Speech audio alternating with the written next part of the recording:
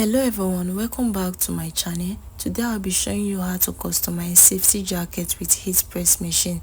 First, set your heat press to 130 to 140 degree. I do this because safety jackets are light, not as thick as normal fabric.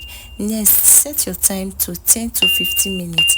This is perfect for a light jacket. Then after that, place your logo carefully on the jacket and press it. Once you are done, allow it to cool before you can peel off the DTF. That is how you can now have a customized safety jacket. If you have any question you want to ask me, drop it on the comment section. I'll be glad to answer your question. Please do not call me at late night. If you want to contact me, call me in the morning, afternoon, or in the evening. If you enjoyed this video, do well to subscribe, like this video, comment, and also share this video to your loved ones. Here's the final jacket. Is this not beautiful? Film this jacket well now.